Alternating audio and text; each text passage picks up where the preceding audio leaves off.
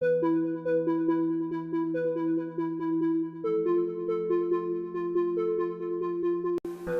started dating Mr. Pepper for a few months, and I was happy.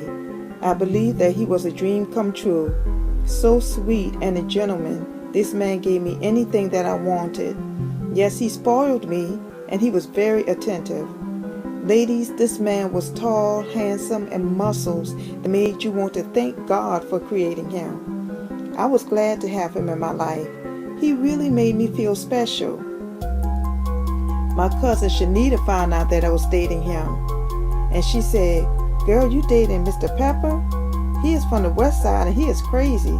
As a matter of fact, the whole family is crazy. They are known around as a family that you don't mess with. I ignored her because I thought that she was just tripping. My man was a gentleman, and if he was crazy, he was concealing it quite well. My boyfriend was a real smooth criminal. Smooth operator, yes indeed. Now my birthday was approaching, and he told me that he was going to take me out. I was looking forward to a good time with him. Well, that day arrived, and I did not hear from Mr. Pepper. I tried calling him, but he would not answer his phone. I exhausted all means trying to contact him, but to no avail could I reach him. What was really going on? Mr. Pepper didn't come by the house, and I safely assumed that he changed his mind about taking me out. Needless to say, I was disappointed because I really wanted to go out and enjoy my birthday. Because of his negligence, my girlfriends and my cousin decided to take me out. It was my day and I should enjoy myself, right? Well, we entered the club looking like models. All eyes were on us. I did not feel bad about going out with my friends because I felt that Mr. Pepper was a no-show. For some odd reason, he just stopped calling me, and I wasn't going to let that stop me from moving on. I was having a good time, and I didn't even think about him that night. Well, my friends and I partied until the club closed at 4 a.m. Then we went out for breakfast.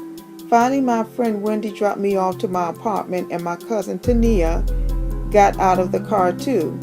She was staying over, and I asked Wendy if she wanted to stay as well. Being that she was married, she did not want any further problems from her husband. He knew that she was hanging out with the girls, but he just needed a reason, if you know what I mean.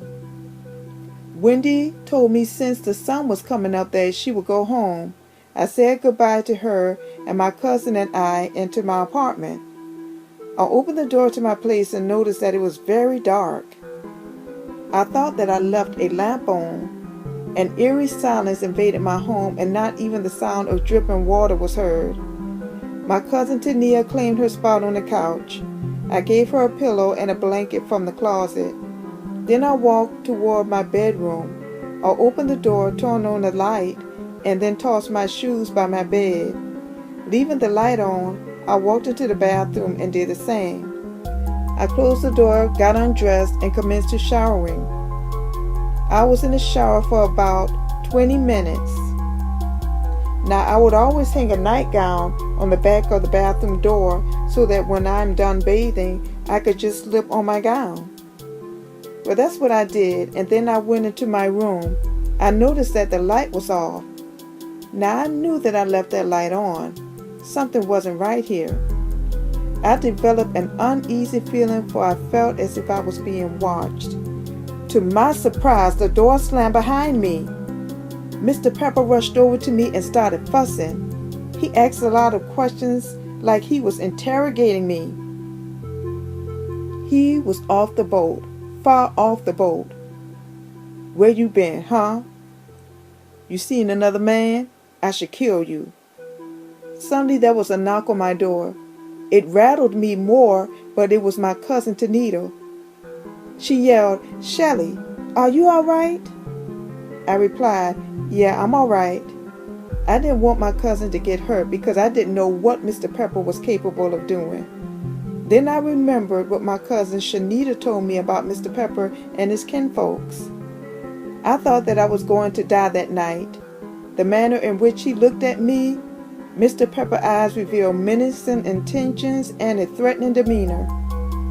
However, he realized that my cousin was there at my apartment, and he grimaced at me. He gave me the most sinister look that even a maniac could not perpetrate. Ladies, he would even scare a demon. I could see that this man was crazy. He was very angry with me, and I didn't sense the safety that I used to feel when I was with him. Mr. Pepper said in a tone that I will never forget, "This is not over. I'll handle you later." Then he opened my bedroom door and walked past my cousin. He left my apartment and slammed the door. I was so scared and confused. The nerve of him.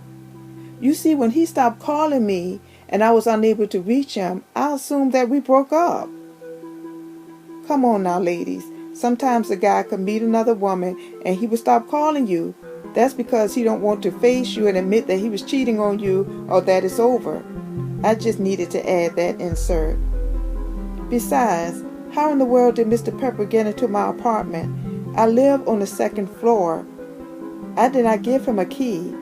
Yet this man was in my house, and if it wasn't for my cousin staying over, I would be dead. Yet the story doesn't end. I felt bad that Mr. Pepper acted the way he did. He could not see that he was at fault for cutting me off all of a sudden. One evening I was sitting outside of my apartment. My neighbor was walking by. She asked me how I was doing. We talked, and then she said, "Oh, I forgot. Girl, you need to watch the news because Mr. Pepper was on the news. He was arrested for murder." I became anxious, so I rushed into my apartment and turned on the television. Sure thing, as a peach pie is good, he was on the local news for murder. To my surprise, Mr. Pepper was being arrested for murdering his wife's aunt, whom he had an affair with. Then he beat an ice skater nearly to death. He also physically assaulted an elderly woman. Mr. Pepper went to prison for his crimes. I can say that I was truly delivered from evil. But guess what, ladies? I saw him on the streets 20 years later. I'm glad that I moved because I didn't know how dudes scaled a brick wall to get into my former apartment. Yet when Mr. Pepper saw me years later, he did not approach. He realized that I'm married and I was with my husband.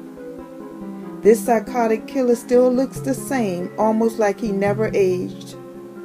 I'm sure that he may be looking for a new girlfriend. Be careful, ladies.